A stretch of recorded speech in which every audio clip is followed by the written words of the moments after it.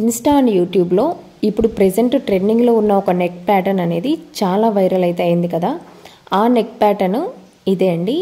Blouse పీస్లో border అనేది వస్తుంది కదా, ఆ బార్డర్ని యూజ్ చేసుకొని అయితే ఈ నెక్ ప్యాటర్న్ అయితే డిజైన్ చేసుకోవచ్చు. ఇప్పుడు ఈ నెక్ ప్యాటర్న్ని ఎలా కటింగ్ చేసుకోవాలి, ఎలా స్టిచ్చింగ్ చేసుకోవాలనేది పూర్తి వీడియో అయితే నేను అప్లోడ్ చేస్తూ ఉన్నాను.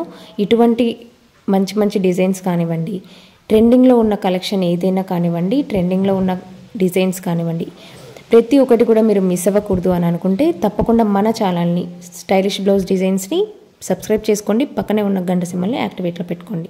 ఎటువంటి డిజైన్ స్టిచ్చింగ్ చేస్తున్నా ఫస్ట్ అయితే మనం నెక్ దగ్గర అయితే కటింగ్ అయితే చేసుకోకూడదు. లైనింగ్ పార్ట్ అనేది నార్మల్ బ్లౌజులకి నెక్ ప్యాటర్న్ అనేది డైరెక్ట్గా స్టార్టింగ్లోనే కటింగ్ అనేది చేసుకుంటాము. కానీ ఏదైనా డిజైన్ స్టిచ్చింగ్ చేయించుకోవాలి అని అనుకున్నప్పుడు అయితే బ్యాక్ పార్ట్ అనేది కటింగ్ అయితే చేసుకోవద్దు. అలాగే ఉంచేసి ఇప్పుడు నేను చూపిస్తున్నాను కదా వీడియోలో, డైరెక్ట్గా బ్లౌజ్ పీసు అలాగే లైనింగ్ పీసు మొత్తం కూడా డబుల్ ఫోల్డింగ్ వేసుకొని ఫోల్డింగ్ సైడ్ అనేది మన వైపుకు ఉండేలా చూసుకోవాలి. నెక్ డీప్ వచ్చేసి 11 ఇంచెస్, 11 ఇంచెస్లో ఒక హాఫ్ ఇంచ్ వచ్చేసి షోల్డర్కి వెళ్ళిపోతుంది. సో 10.5 వస్తుంది.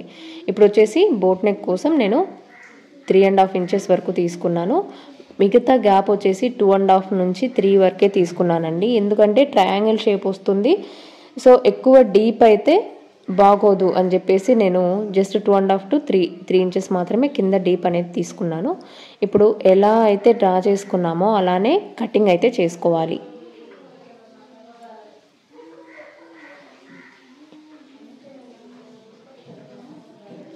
కింద రౌండ్ షేప్ దగ్గర కూడా జాగ్రత్తగా కటింగ్ చేసుకోండి. కరెక్ట్గా ఎక్కడి వరకు అయితే కటింగ్ చేసుకున్నామో ఇప్పుడు ఓపెన్ చేసాము అని అంటే మనకి ఈ ప్యాటర్న్లో అనేది మనము నెక్ ప్యాటర్న్ డిజైన్ చేయాలి. మనము ట్రయాంగిల్ షేప్లో స్ట్రైట్గా అయినా తీసుకోవచ్చు, ఇలా రౌండ్గా కర్వ్ షేప్లో అయినా కూడా తీసుకోవచ్చు అనమాట. ఎలా తీసుకున్న డిజైన్ అయితే చాలా బాగుంటుంది. నేను రెండు కూడా ట్రై చేశాను. నెక్స్ట్ వీడియోలో అది కూడా అప్లోడ్ చేస్తాను. ఇప్పుడైతే ఫస్ట్ బ్లౌజ్ పీస్ని ఒరిజినల్ పార్టీని మన వైపు వచ్చే విధంగా సెట్ చేసుకోవాలి. బ్లౌజ్ పీస్ పైన ఇలా లైనింగ్ని కూడా సేమ్ ఎలా ఉందో ఎడ్జెస్ అన్నీ అడ్జస్ట్ చేసుకుంటూ పిన్స్ పెట్టేసి సెక్యూర్గా పెట్టేసుకోవాలన్నమాట. ఒరిజినల్ సైడ్ అనేది పైవైపుకు ఉండాలి. నేను వీడియోలో చూపిస్తున్నాను కదా, ప్లీజ్ బిగినర్స్ ఎవరైనా ఉంటే నిదానంగా చూడండి. వీడియో లెంత్ వల్ల నేను ఫాస్ట్ ఫార్వర్డ్లో పెట్టాను. సో మీరు నిదానంగా చూడండి. 1-2 సార్లు చూడండి, అర్థమవుతుంది. ఎక్కడైనా అర్థం అవ్వకపోతే ప్లీజ్ మెసేజ్ చేయండి, తప్పకుండా రిప్లై అనేది ఇస్తాను. ఇప్పుడు చూస్తున్నారు కదా, మొత్తం కూడా నేను ఎటు సైడ్ నుంచి ఎటు సైడ్కి స్టిచ్చింగ్ చేస్తున్నాను అనేది కూడా బిగినర్స్ గమనించాలి. ప్లీజ్ అది కూడా గమనించండి. మన రైట్ సైడ్ నుంచి అయితే నేను స్టిచ్చింగ్ స్టార్ట్ చేస్తున్నాను. ఎందుకంటే మనకి హ్యాండ్ తోటి మూవ్ చేసుకోవడానికి మనకి ఈజీగా ఉంటుంది. సో ఒక హాఫ్ ఇంచ్ గ్యాప్లో నేను రౌండ్గా అయితే అదే మనం ఏదైతే షేప్ తీసుకున్నామో ఆ షేప్ చుట్టూ కూడా మనము ఇలా స్టిచ్చింగ్ అనేది చేసుకోవాలి. స్టిచ్చింగ్ చేసుకున్నాక నెక్ ప్యాటర్న్ చుట్టూ కూడా ఇలా కట్స్ అనేది పెట్టుకోవాలి. నేను చాలా వీడియోస్లలో చెప్పాను, మనం ఏ డిజైన్ స్టిచ్చింగ్ చేసినా నెక్ దగ్గర ఇలా డాట్స్ అంటే కట్స్ పెట్టుకోవడం వల్ల మనకి ఆ షేప్ అనేది పర్ఫెక్ట్గా వస్తుంది అనమాట. నెక్ షేప్ అనేది కరెక్ట్గా వస్తుంది. మనం స్టిచ్చింగ్ చేసిన లైన్ అనేది కట్ అవ్వకుండా జాగ్రత్తగా కట్స్ అనేది పెట్టుకొని టర్న్ చేసుకోవాలి.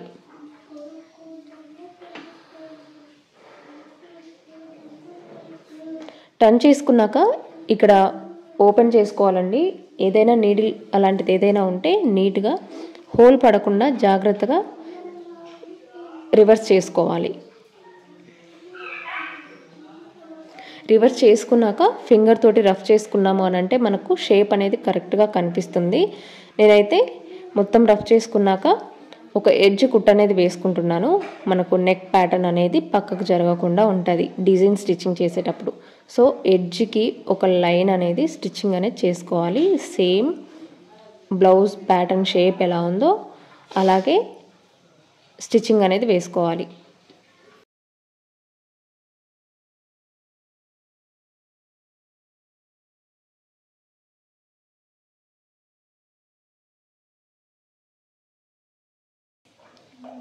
ఇప్పుడు ఇలా నాకు బ్లౌజ్ పీస్కి వన్ సైడ్ 8 ఇంచెస్ వరకు కూడా 8 or 6 ఇంచెస్ వరకు కూడా నాకు బార్డర్ అయితే వచ్చింది.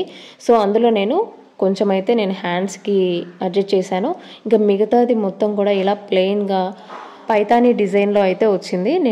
సో ఆ పైతానీ డిజైన్ వచ్చిన బార్డర్ వచ్చేసి నేను ఇలా కట్ వర్క్గా స్టిచ్చింగ్ అయితే చేస్తున్నాను అనమాట.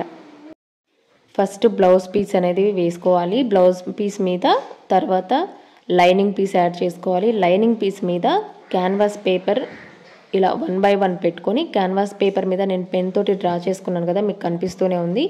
సో పెన్ తోటి ఎక్కడైతే నేను కట్ వర్క్ అనేది డ్రా చేసుకున్నానో సేమ్ అదే లైన్లో స్టిచ్చింగ్ అనేది చేసుకోవాలి.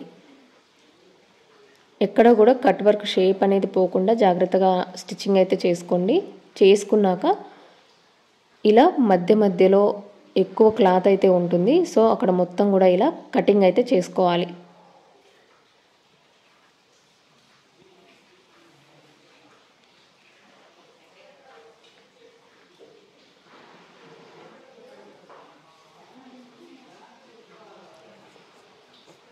నీట్గా కట్స్ పెట్టుకున్నాక మొత్తం కూడా ఒక 1/2 ఇంచులో మనకి క్లాత్ ఉంటే సరిపోతుందండి. మిగతాది మొత్తం కూడా కటింగ్ అయితే చేసుకోవాలి.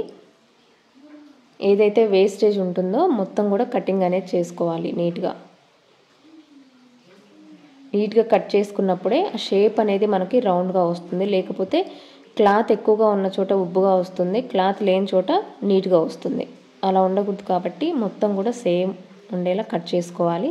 ఇప్పుడు మధ్యలో కట్స్ అనేది పెట్టుకోవాలి. ఇవి కట్స్ అనేది చాలా జాగ్రత్తగా పెట్టుకోండి.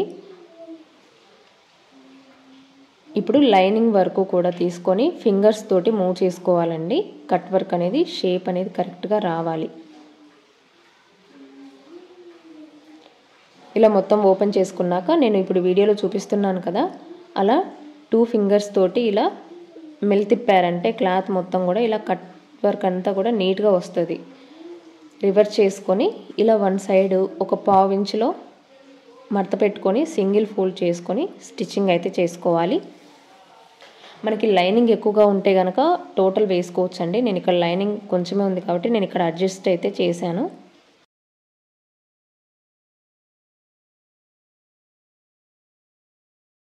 ఇప్పుడు ఈ షేప్లో అనేది మనకు నెక్ ప్యాటర్న్ అనేది వస్తుంది.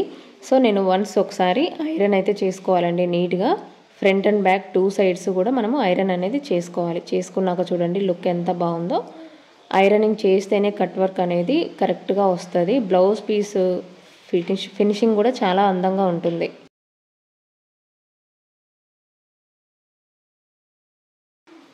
ఇప్పుడు బ్లౌజ్ పీస్ మీద మనం ఏదైతే ఫస్ట్ బ్లౌజ్ అనేది స్టిచ్చింగ్ చేసుకున్నామో దాని మీద ఈ కట్ వర్క్ డిజైన్ అనేది అటాచ్ అయితే చేసుకోవాలి. మనకు వి షేప్ అంటే ట్రయాంగిల్ షేప్లో మనం డిజైన్ చేసుకున్నాం కదా, ఆ ఫస్ట్ లైన్ నుంచి ఎక్కడైతే నేను వీడియోలో చూపించిన విధంగా అక్కడే స్టార్ట్ చేసుకొని కింది వరకు కూడా సేమ్ ఇలా క్రాస్గా పెట్టుకొని స్టిచ్చింగ్ అయితే చేసుకోవాలి.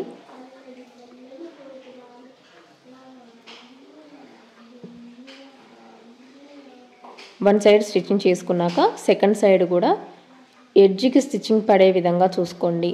ఎక్కడంటే అక్కడ పెడితే మనకు చూడడానికి బాగోదు, స్టిచ్చింగ్ చేశాక లుక్ కూడా అంత బాగోదు. సో ఎడ్జ్కి వేసుకుంటేనే అందమైనది చాలా బాగుంటుంది. బ్లౌజ్ చూడడానికి కూడా చాలా బాగుంటుంది. చూడండి ఇప్పుడు 1 సైడ్ వేసుకున్నాం కదా, సేమ్ అదే సైడ్ కిందకి సేమ్ గ్యాప్లో అనేది రావాలన్నమాట మనకి వీపు దగ్గర. సో నేను చాక్ పీస్ తోటి ఫస్ట్ మనం ఎక్కడైతే స్టిచ్చింగ్ చేసుకున్నామో అక్కడ మార్కింగ్ చేసుకొని ఇక్కడ డబుల్ ఫోల్డింగ్ వేసుకొని ట్యాప్ చేశాను. ఇప్పుడు మార్కింగ్ అనేది చాక్ పీస్ మార్కర్స్ ఉన్నాయి కదా, దాన్ని చూసుకొని మనము జాగ్రత్తగా సెట్ చేసుకోవాలి. లేకపోతే ఒకటి ఒక సైడ్కి వెళ్ళిపోతే ఇంకొక సైడ్కి వెళ్ళిపోతుంది. సో అలా ఉండకుండా రెండు కూడా సేమ్ సైజులో వచ్చే విధంగా స్టిచ్చింగ్ అనేది చేసుకోవాలి.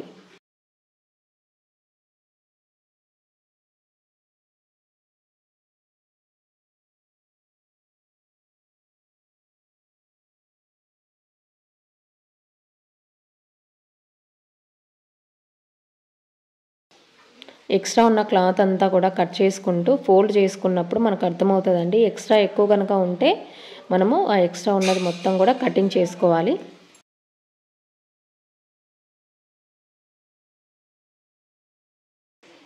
కటింగ్ చేసుకొని పైన బోట్ నెక్ దగ్గర ఫోల్డింగ్ చేసుకొని స్టిచ్చింగ్ అనేది స్టార్ట్ చేయాలి.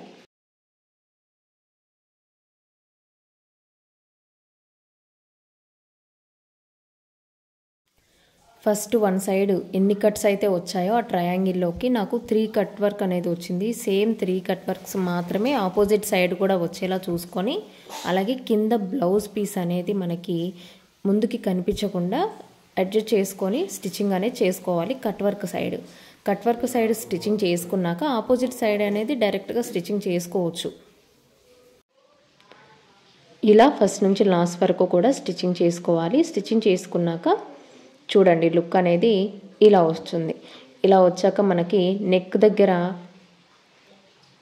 మనము థ్రెడ్స్ అయినా అంటే టెజల్స్ కూడా పెట్టుకోవచ్చు, లేదు అని అంటే ఇలా బటన్ కూడా పెట్టుకోవచ్చు. సో నేను ఈ బటన్ అనేది ప్లెయిన్గా ఉంది. ప్లెయిన్గా కాకుండా మనకి ఈ బ్లౌజ్ పీసెస్ మీద ఫ్లవర్స్ వచ్చాయి కదా, ఆ ఫ్లవర్స్నే నేను ఇలా బటన్ లాగా చేశానన్నమాట. ఇందులో నుంచి ఒక ఫ్లవర్ని తీసి నేను బటన్గా అయితే పెట్టానన్నమాట. అది నాకు చాలా బాగా నచ్చింది. మీకు కూడా నచ్చితే ఖచ్చితంగా ఒక లైక్ అనేది చేయండి, నాకు కమెంట్ కూడా చేయండి. చూడండి బ్లౌజ్ మొత్తం కూడా రెడీ అయ్యాక ఓవరాల్ లుక్ అనేది ఇది. ఈ బ్లౌజ్కి వన్ సైడ్ బార్డర్ మాత్రమే వచ్చింది. సో నేను ఇలా కన్వర్ట్ అయితే చేశాను హ్యాండ్స్కి అలాగే బ్యాక్ నెక్కి. ఈ బ్లౌజ్ డిజైన్ ఇప్పుడు చాలా ట్రెండింగ్గా ఉంది కదా. ఈ డిజైన్ మీరు కూడా స్టిచ్చింగ్ చేసుకునే విధంగా అయితే నేను ఈ వీడియో అయితే పెట్టడం జరిగింది. ఖచ్చితంగా ఈ వీడియో మీకు నచ్చిందని అనుకుంటున్నాను. నచ్చితే కనుక తప్పకుండా లైక్ చేసి షేర్ చేయండి. ఇటువంటి మరిన్ని ట్రెండింగ్ డిజైన్స్ కోసం తప్పకుండా మన ఛానల్ అయితే సబ్స్క్రైబ్ చేసుకొని పక్కనే ఉన్న గంట సింబల్ని అయితే యాక్టివేట్లో పెట్టుకోండి. Thank you for watching.